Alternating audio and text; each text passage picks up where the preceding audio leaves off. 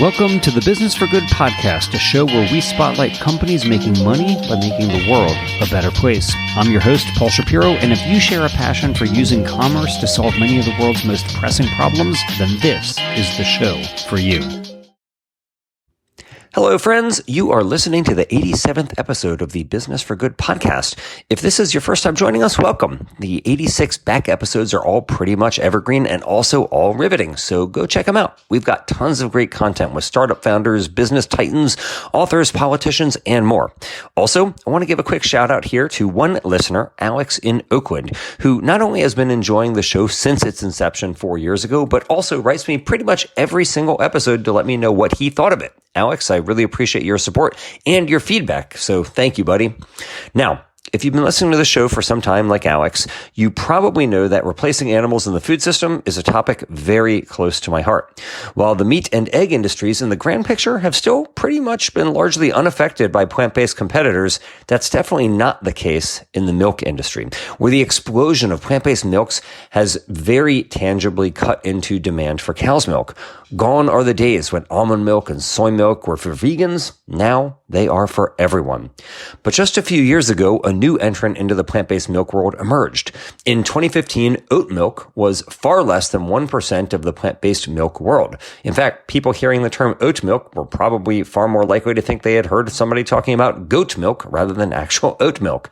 Not anymore. Thanks largely to one company, Oatly, oat milk is now the belle of the alt milk ball. After 3 decades of toiling away far out of mainstream consciousness, Oatly has boomed, leading to its mega successful 2021 IPO. But wherever there is success, others are sure to follow. While Oatly had the oat milk sector primarily to itself back in 2017 when it started out in the US market, today there are numerous competitors, including oat milk lines offered by major dairy companies.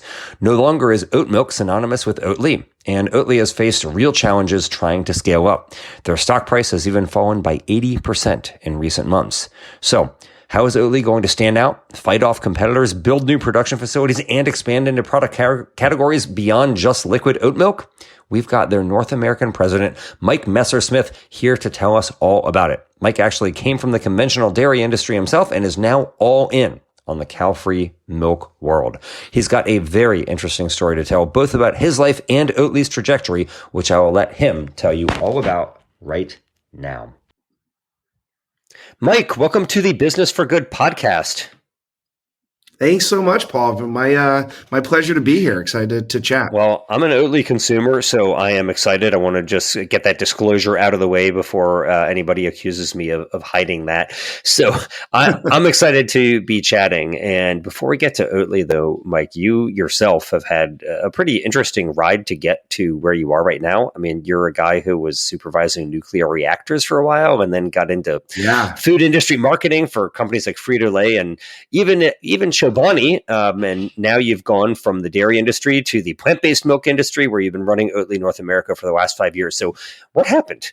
How'd you go from nuclear reactors to plant-based milk? It's that classic career path. Yeah. It's been done so many times at this point. It's almost cliche. Nuclear engineering to oat milk. Yeah. I mean, it's hard to even really cover it too much. I hate to even ask the question because it's just so overplayed. I know. You've heard it once. You've heard it 1,000 times. No, I mean, I had the privilege of being an officer in the United States Navy after I graduated from college.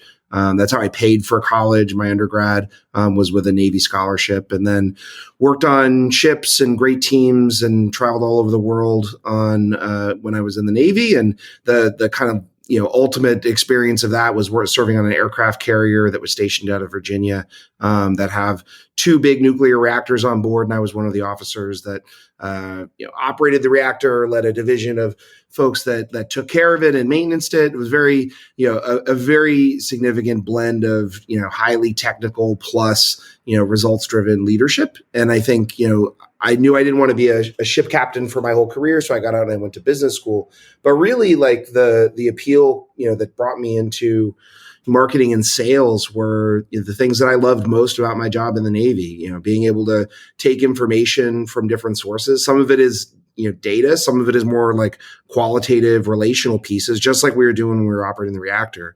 And then you have to make decisions, and you have to drive things forward, and you have to lead teams through, high pressure environments. And I actually do feel like that experience, as an officer in the Navy early in my career, has helped me a ton, particularly as you get into the more entrepreneurial journeys, where there's just so much ambiguity and unknown. The ability to lead, do our best to connect and lead teams and, deliver results has always kind of stood me in good stead. So it was a great experience, to be honest. And I just really, you don't appreciate all those things sometimes when you're in it or see the future application. You can't even imagine it. I never would have even imagined the word oat milk, 15 years ago when I was floating around on a boat in the Atlantic Ocean. But it really did kind of serve as a foundation for me in my career.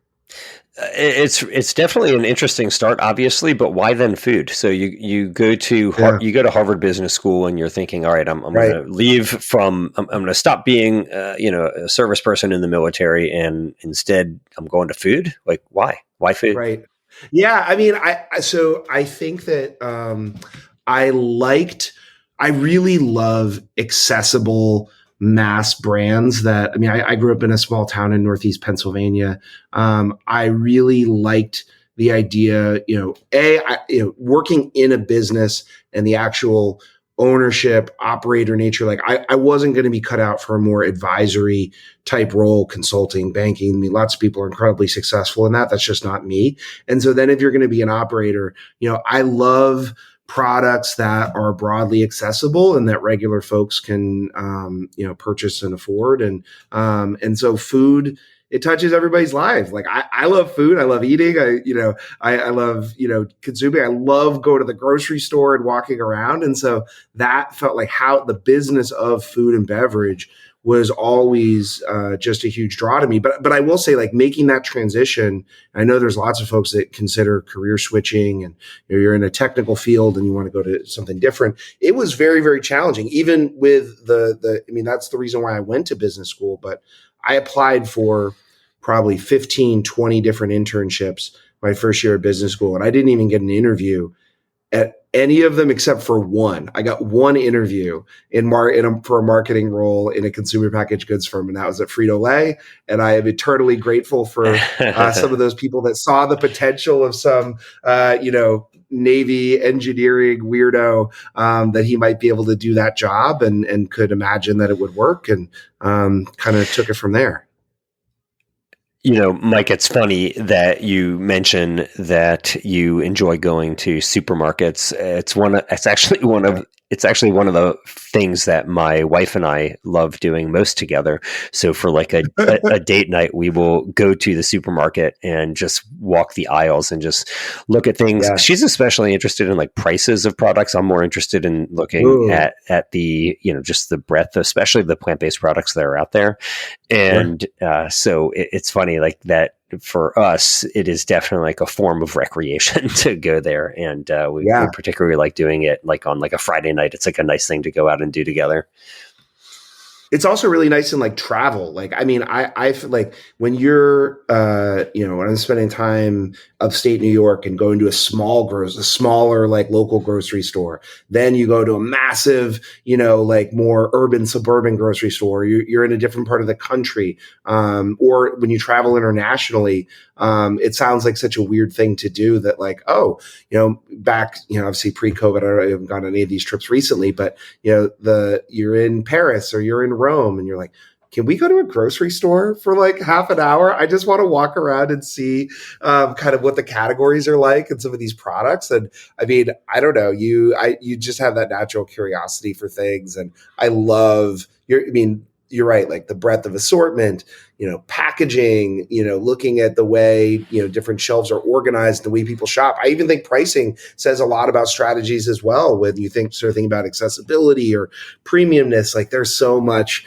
I can just wander the aisles for hours, which is really annoying, I think, to my wife as well. But it's a great thing. That's funny. No, it would not be annoying to my wife. She would really love it if I would consent to do that for hours. But so, one of the things that we now see, if you were to walk through a supermarket, market is this exploded plant-based milk section, right? There's just so many options. Oatly is a major player in that market, obviously, but the company seemed to have come from almost like out of nowhere. 5 years ago, I think, is when Oatly North America even began. Isn't that correct? Is that right? Correct. Yeah, 2017. Right, and now it's this like dominant player in the plant-based milk market in the United States. And so I know that there was a big sales boom from the pandemic that led to you guys having this very successful IPO in May of 2021. You guys a $10 billion valuation at the time. Now I think you guys had like close to $650 million in revenue in 2021. You've basically created this entire like whole new sector of the plant-based milk market. Before it was like almond milk and soy milk kind of vying for supremacy, and then oat milk comes along and is like, no, actually, this is where it's going to be. Even Oprah invested. So my point is that a lot of people see this as this overnight success story, but you and I know that it's not an overnight success story. The company has actually existed since the 90s. It's hardly a newcomer to the space. So for how long has Oatly been around, and what was it doing prior to all of that time? Like now it's this big brand that everybody knows, but what's it been doing for the last 30 years?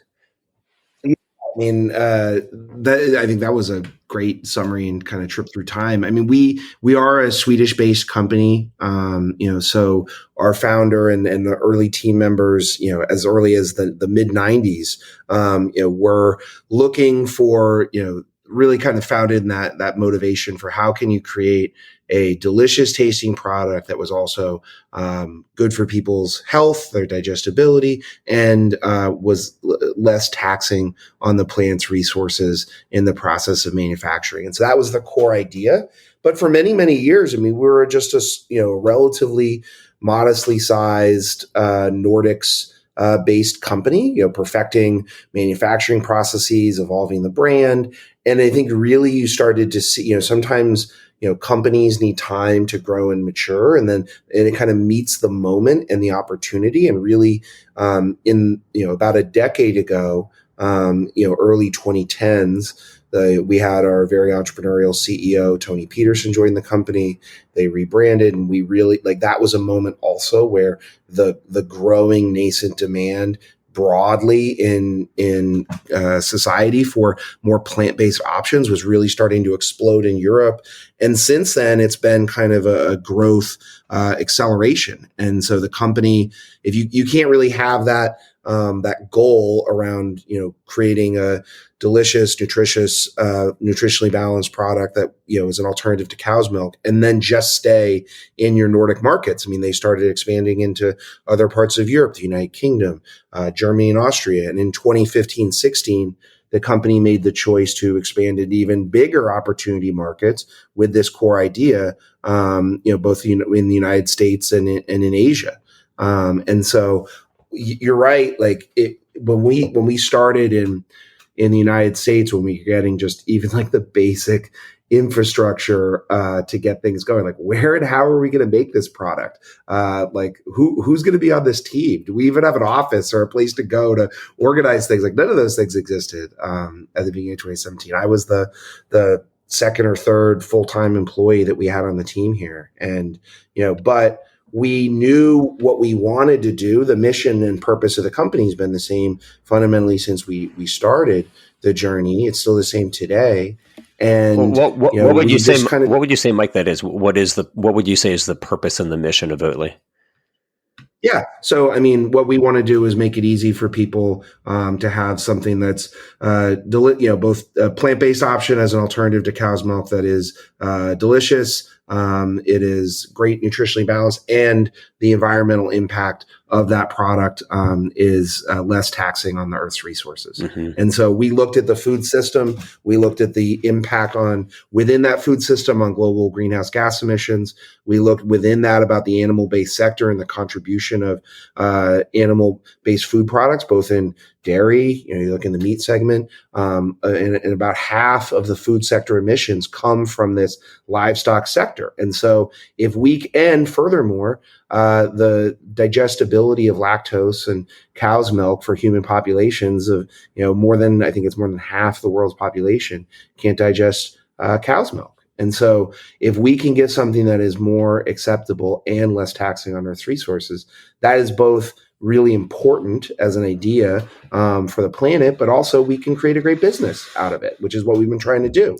And so we kind of formed this manufacturing process to turn whole oat kernels into liquid food that we can then turn into, milks and oat drinks, so we can turn it into frozen products and all those sorts of things. But that's the core idea across the business, regardless of market. And yeah, I mean, the United States, when we started, we were, oat milk was a rounding error. It was less than 0.1% of the entire category.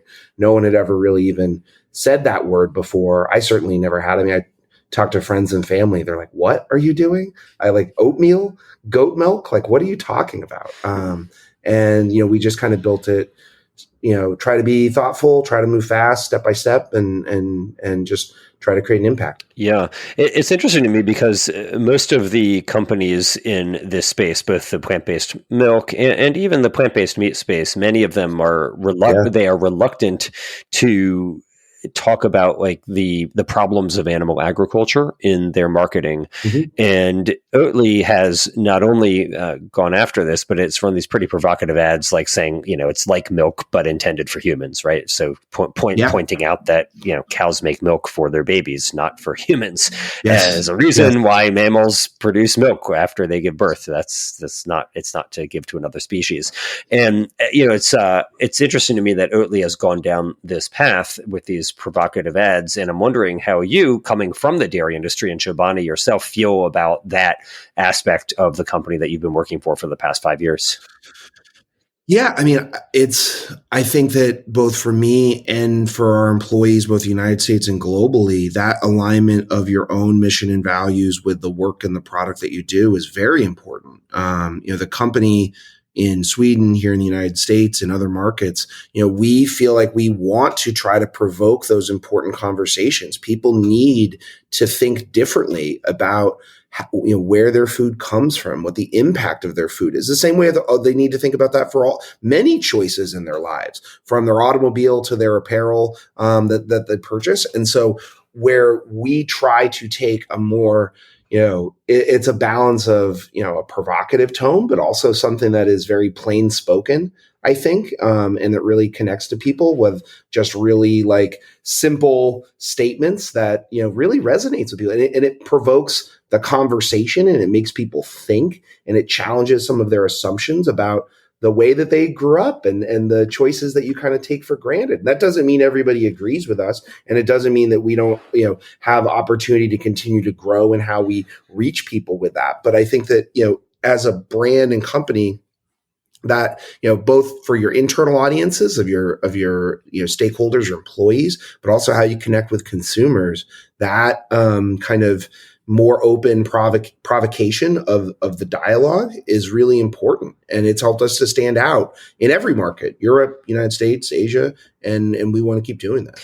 Yeah, it's also. And so for me, I mean, I'm sorry, I was just going to say, like, for me personally, like, I've had the privilege of working with like incredible world-class, massively resonant brands, Frito-Lay, Chobani, Nature's Bounty Company. But the intersection of both a topic that is really important to me personally about the intersection of food and climate, and then the ability to put my gifts and talents and effort into building a company that is in service of that. Like you strive in your career, I think, to find jobs where you can have that alignment. I think I've tricked myself, honestly, at times in my career, and I have lots of friends who feel this way too, of, that you like, well, as long as the money's right, or as long as I like the people, we could be selling widgets and it doesn't really, matter to me. But like, it's just not true. Like, all jobs are going to be really hard. You're going to have a ton of adversity.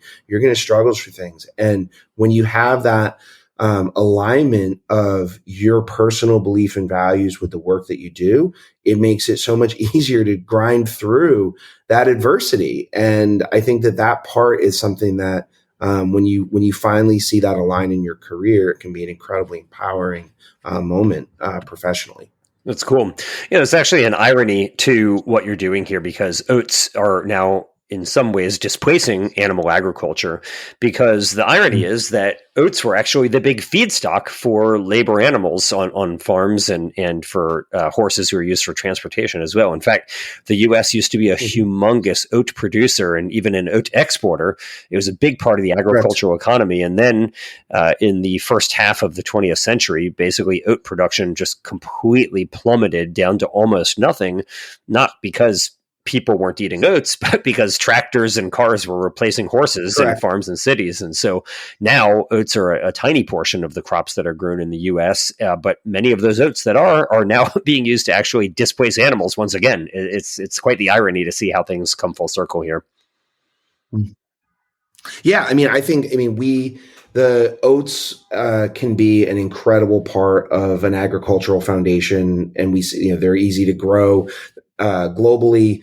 They can be grown in Europe, Asia, North America, both the United States and Canada. They can be grown as an incredible rotation crop with other agricultural inputs, so it doesn't force those farmers to kind of say this or that. So they can grow with corn and soy in a complementary status. And so we do a ton of work both in the United States and in Europe around thinking, this is part of your procurement strategy, but it intersects directly into our sustainability ambitions about how are we working with our oat suppliers on, both, we need abundant availability of high quality food grade oats that aren't treated with glyphosate, that, in the United States, we have a fully gluten-free supply chain.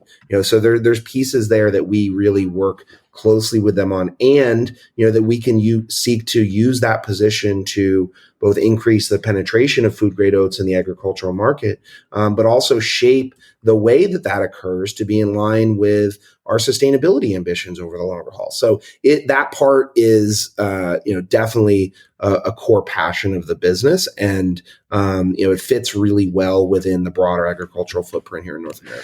Sure. Well, I'm eager to get into that because I know oat harvests have been suffering from drought lately, but I do just want to comment on one thing because I was confused about this. You mentioned a gluten-free supply chain. Just to be clear for the listener, oats don't have gluten in them. Correct. However, sometimes they touch manufacturing equipment that had also previously touched something that had gluten in it. And so the percentage of people who that would actually affect is infinitesimally small. It's important for those people, don't get me wrong. But we're not talking, despite whatever the realities of gluten being a fine food are, I just want to be clear, like this is not something oats themselves, right? Oats themselves are inherently gluten-free. It is the go-to-market sourcing. So whether that's the distribution network of taking those oats from the farm to the mill, the milling efforts, then the transportation footprint to get it to manufacturers like Oatly. We go to extra steps to ensure, and in North America, thankfully, there is the infrastructure exists within the raw material supply chain to be able to source those. We think about that very broadly of over time, can we achieve the abundance that we want? We're always striking that balance. We felt that the gluten-free certification was really important to the company as we were launching, because for those that it really does matter, that have high degree of gluten sensitivities or allergies, it is a table stake. Mm-hmm.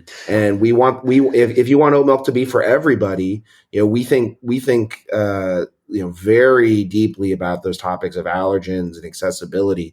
And so you're right, the oat itself, very accurately said, it does not have any oat in it, but it's all of the supply chain infrastructure to get it to market that you have to really focus on. Yeah. So speaking of focus, Mike, let's chat just for a moment here because about this issue about market dominance, because you all were the oat milk market for some time. There really was not a big difference between saying oat milk and Oatly. They were basically one and the same. And obviously, as with any time that there is a company that's creating a new space and that's having a lot of success, there's going to be other people who want to come in and try to compete in that space as well. And so now people who want oat milk don't have just Oatly. They can get Planet Oat or Silk or Chobani. Actually, I think Chobani, where you used to work, has their own oat milk. So they do. So first, this is obviously, I would say, good for the oat milk market in general, right? Like you want to see an expansion and you don't want to see one company controlling everything.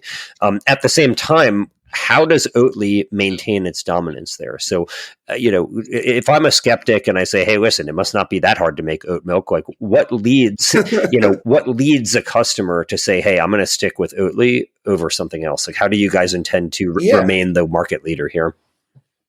Yeah. I think you're right about that proliferation of brands. We've definitely seen that since, we launched in retail in 2018. About a year later in 2019, you started seeing these other brands, launch their own oat milk in addition to other offerings they had. That was one of those moments, I think, as an entrepreneur and a builder where you're like, you're right. It's good. It's good for the category. It's good for consumers. There's more options.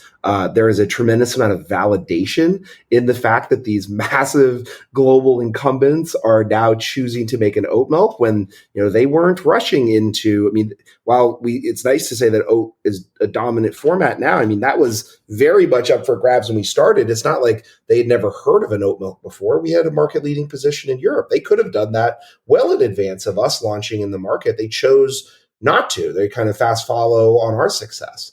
And they weren't doing that with other crop formats like flax or pea or other sorts of things that were out there. So it is when you see that happen, it is we believe, that's a great thing for category creation. It is also scary when you're a small company trying to grow and scale from scratch. And you're like, oh my gosh, these companies are massive. They have massive incumbent, manufacturing advantages and supply chain advantages and sales team advantages. And so you just have to, it really is one of those cases of,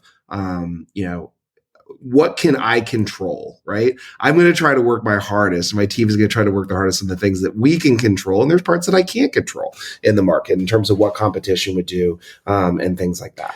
So let me ask you then, from an individual consumer, let's say myself, like, why should I buy Oatly as opposed to any other oat milk brand?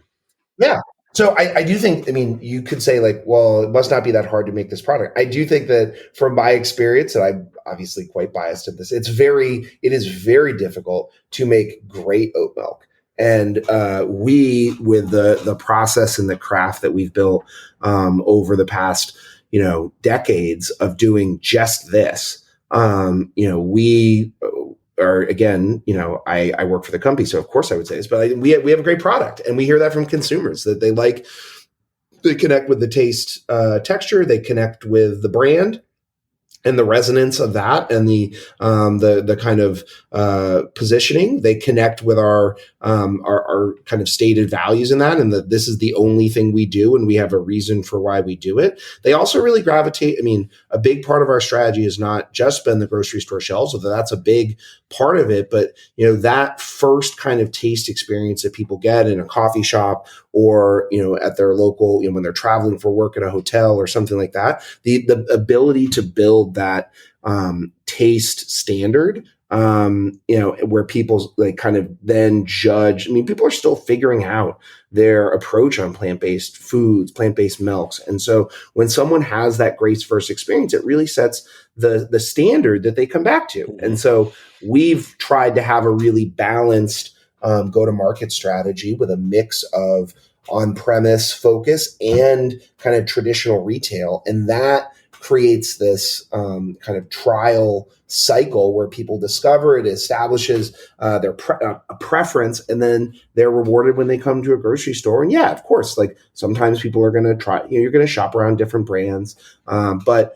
we feel like the way we set that up, of the things you don't waver on, product quality, brand characteristics, and where people start and the standard that's established, it puts us in a really good spot for that, for continued growth, because it's still very early. As far as we've come, oat is much smaller than almond milk as a segment, but growing quite significantly. We have, relatively much lower household penetration relative to plant-based milk as a whole. And so, the majority of our consumers, even, though we've been working at this for 5 years, the majority of our consumers have just tried it for the first time in the last 12 months. And so we still feel like we have a long, long way to go, even as much as we've done to continue to bring people into this kind of corner of the plant-based milk universe. And that's what we focus on all the time. Yeah, it's definitely impressive. And one of the things that I have been impressed by about your strategy is this idea of building your own plant. So I know that Oatly is building a plethora. I think I read it's building 9 new plants right now globally. Yep. And so that's obviously betting really big that oats are the future here.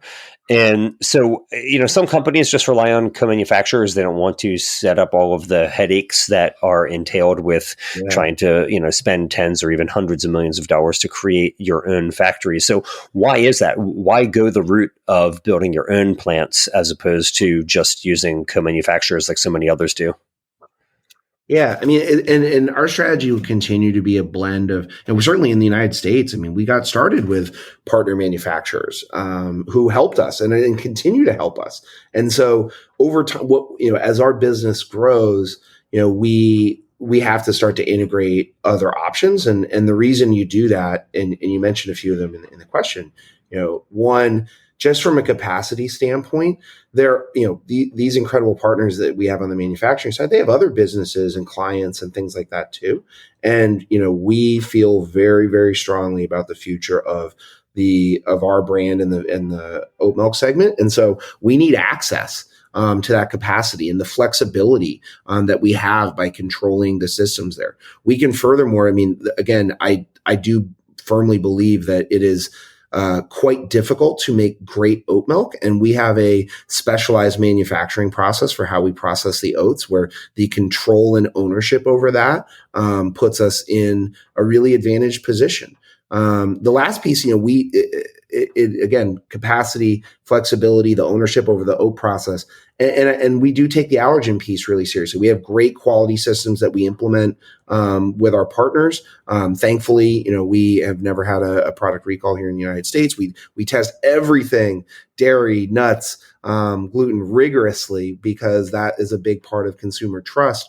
One way that we can, even seek to alleviate that concern even further is by having a dedicated facility that, there's never any cow's milk in the pipes at all. They just never even entered the facility. That there's never been, a nut that, has entered the door on the manufacturing side. And so that can give us even more peace of mind for some of those bigger, riskier topics as the business scales to seek to have the majority of our products, United States and internationally, start to go through these like allergen-free facilities. That's a big help.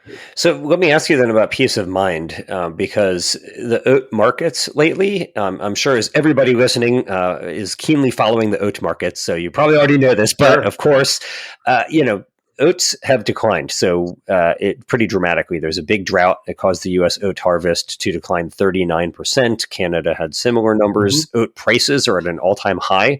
So the last time they were at a high was in 2012 when they were $3.89 a bushel, $3.89 per bushel. USDA is now forecasting 2022 pricing to be even higher than that all-time high, looking at about $4.20 a bushel.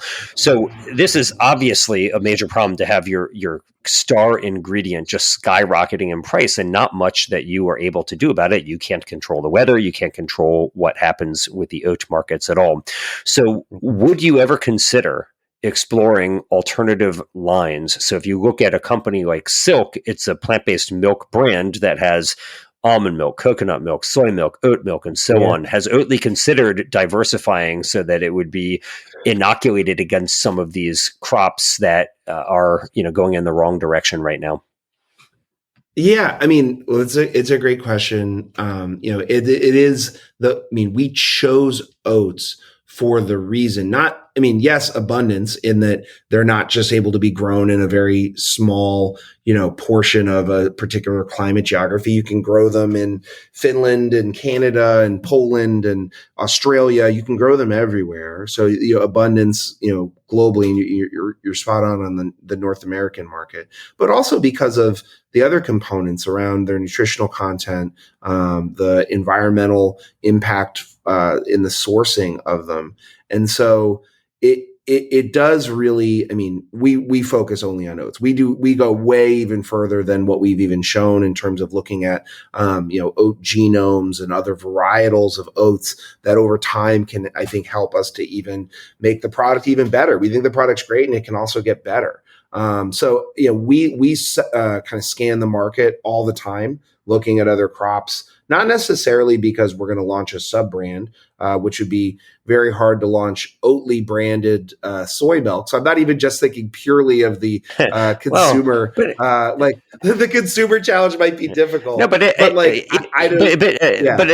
fairness, it could be a blend. I mean, right now you can buy blends of soy and almond milk. I mean, it could be oats that, let's say, an oat milk that happens to also have as an ingredient some other product, whether it's some, I don't know what it would be, but we also, I mean, again, when you put the values at the center of what we're trying to do, I would say that that's not something we are exploring at the moment. Sure. And mainly because there is a tremendous amount of power and clarity in just that simple adherence to the values that we have. Yeah. Now you mentioned it is an irony that you have, the impact of climate change creating, kind of 20-year drought conditions that lead to a challenging food grade oat market in a year. So this is where the shift towards plant-based foods, like we think this is really important. And, there are, drought cycles and, commodity scarcities that occur in markets from time to time. We've kind of discussed those. I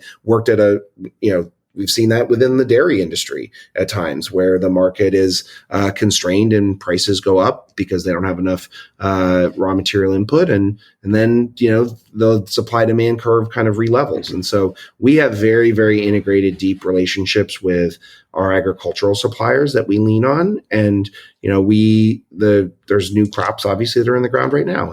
And we feel like that market is both expanding with the just sheer acreage of food grade oats. There's increased milling investment that's going on. And so we feel very good about the long-term horizon on that, even while we work through, you're right, a very challenging 2021 crop cycle. Yeah, it was definitely challenging, not just for oats, but for a lot of crops. Even the folks who are relying on pea protein are really suffering because of that drought, and pea prices have skyrocketed as well.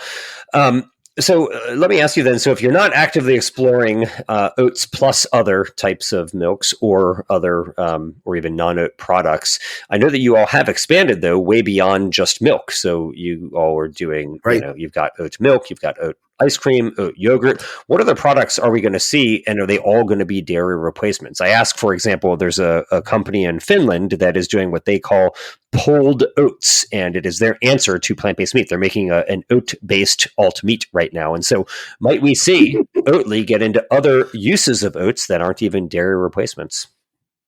So we, the name of the game for us in, again, delivering on the mission is around conversion, from cow's milk dairy. And so, that kind of sets the field of play that we focus the majority of our time on. I will say we have an incredibly, impactful innovation team, some of whom have been here for 20 years, know more about oats than I could ever possibly learn in my entire lifetime, and the application of them and how to create these products. And so, the European market being more advanced, further along, has always been a really good roadmap for what we look at in the United States, where we look at some of those core ideas and then we always seek to adapt them to win, whether that's taste preference, product format, to win in the US. I think our frozen portfolio is a great example of it, where they had good products in Sweden that I always liked when I went over there to visit, but we took that and we looked at, well, what can we do here? And so we have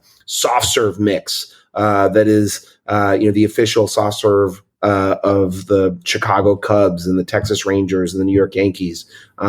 We have ice cream bars that we just launched this spring that are like delicious and decadent and indulgent. And then we have really tasty pint flavors too. So we're building applications in this market. And then we look at, things around fermentation. What other items can we do? Where it is helpful to not boil the ocean of all the things it could be. But if we were a cow's milk dairy company, what are the types of items that we would make? And can we get people a credible option to make that switch that's good for themselves, good for the planet, and they think tastes good, and like, oh wow, this is good. I don't miss the alternative. That's the goal, right? So I mean, if you think about it, there are some products of which there are a lot. So milk is one example in the plant-based space, but on cream cheese, it's a way smaller universe of options out there, and it's something that maybe there's a Oatly cream cheese in the making. Or we've had Oatly spreads in Europe for years. We've had Oatly spreads in like little containers that you would spread on, toast or bread. And those products are delicious. Yeah. And so for, within the US business, there's a balance of, we have all of those ambitions. We have an incredibly talented team. You also have to balance that with, where the business, the team is at, the executional risk in the scale journey that we're on. So we feel like, again, we've done an awful lot. We've been really busy over the past 5 years, but we have so much more to go in terms of where that opportunity is, and the global expertise in other markets, whether it's, the pace of innovation in China is incredible. They're developing and launching new items at a rate that within our team there that I'm just so impressed by, and we can learn from all of that and then apply it to win here in the US. Yeah. So, and I'm going to just presume that the answer is no, based on your silence to the oat-based meat question. It's not something that you all are exploring. Yeah, I mean, the other piece that's really key to us, and it was kind of what I alluded to when we asked about the building of the factories, the oat processing of taking the whole oat kernels and turning them into this liquefied base. That is kind of the core foundation for the majority of our products today. That's not that we don't look at other things. And I think we have the brand and we have the technical expertise to apply them for other future things. So it's like, we wouldn't ever say never on any of those things, but I think the core mandate for the company is around that conversion versus dairy, using the oat-based expertise that we have. And then as we grow, certainly we lots of different doors could present themselves, but I don't know that I see that in the near term. Okay. All right. Well, there are a lot of things that you can do with oats. You guys could be like the George Washington Carver, but not for peanuts, but for oats. Right. So you mentioned there's just a lot of room for growth. And so I do want to ask you about the stock price and its growth, because as anybody watching knows, that you all had this tremendously successful IPO, but have since dropped about 80% in your value. Now, you're not the only one who has done this. 2/3 of the companies that IPO'd in the last couple of years are trading beneath their IPO offering price. And especially in the plant-based market, other companies like Beyond has gone on a somewhat similar trajectory with a spectacular IPO and growth, and then has really fallen in the last half year or so. Even much smaller, but the very good food company, which is a Canadian publicly traded plant-based meat company, has also really taken a hit on its stock price. So first, let me ask you why. Like, what do you think are the reasons to see 80% of the stock price drop? I know you all were attacked by these short sellers. How much of it was that? Is there something else that is happening? And then I want to ask, what do you think it will take to bring this back up, to go to where the IPO was? I mean, I think, as you mentioned, it's an incredibly challenging market environment right now. But for us, I mean, we try to not, again, I mentioned before when we were talking about new competitors launching products in the United States, there's pieces that you can control and there's pieces that you can't. We try not to let any of the stock price fluctuations distract us as a management team and an organization. The fundamentals of the business, our strategy for growth has been very consistent with what we shared when we IPO'd, and we continue to grow. We see demand for our products, continue to grow grow across markets, United States, Asia, Europe. And we feel like we're continuing to lay the foundation to capture that opportunity, create a great business that also creates large impact. So, again, it's something that it's certainly a challenging market. You obviously would prefer not to see that sort of volatility, but we try to stay focused, I'd say, on the task at hand of what are we doing here? What's the point of the product? And really work every day on strengthening the fundamentals of the business and continue to drive that growth strategy. And you think that the Capex spending on the plants is basically the investment in that future growth, essentially? That will be like a way to outcompete competitors there? Yeah, I think that it's a piece that is core to allowing us to capture that demand. We need the capacity, we need the flexibility to be able to build for that future demand for this, continue to expand pie of people looking for great plant-based options. Mm-hmm. Yeah.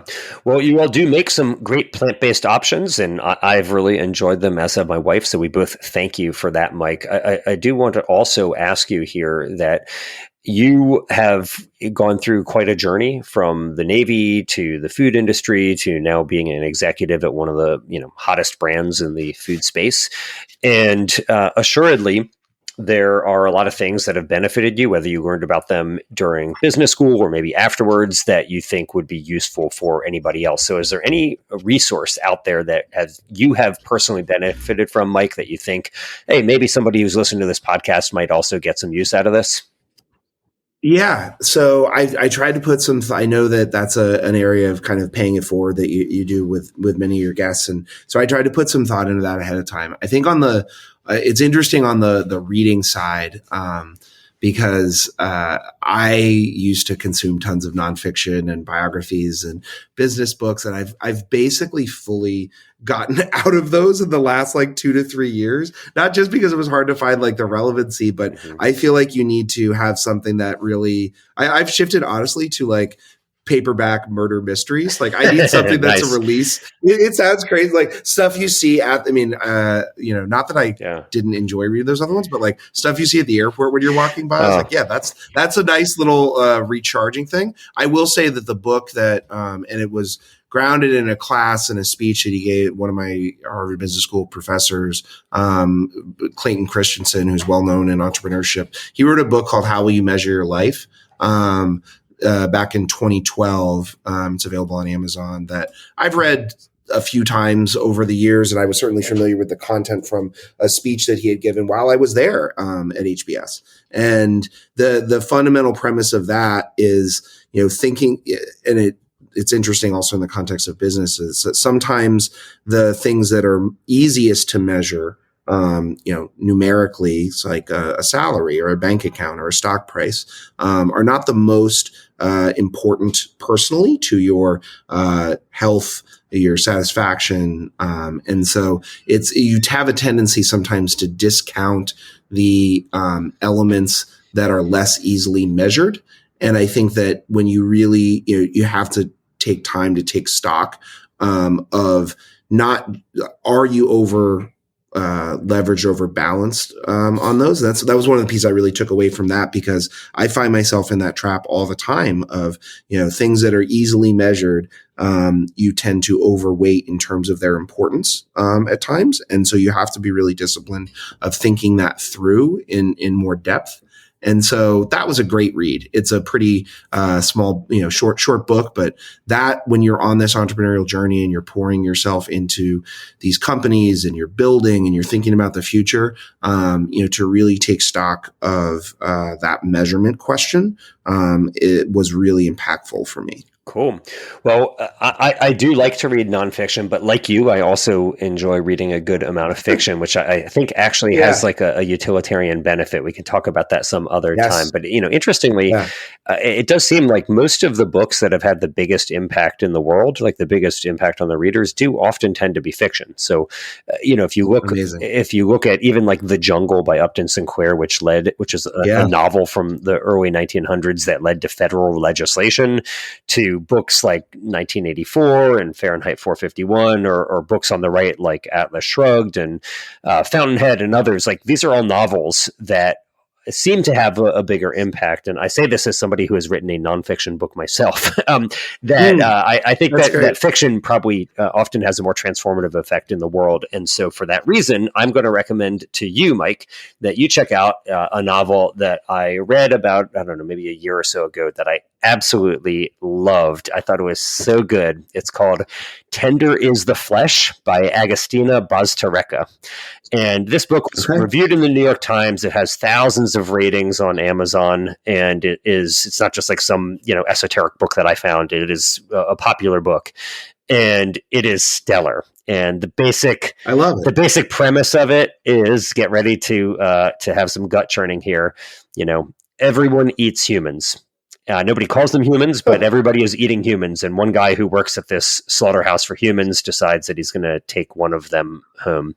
And I won't ruin anything else, but it is, in my view, a 10 out of 10 book. So definitely check out Tender is the Flesh by Agostina Bazterrecka. I will do it. Good. Let me know how it goes. And we'll include a link to that book, as well as to Clayton Christensen's book that you mentioned, Mike, in the show notes for this episode at businessforgoodpodcast.com.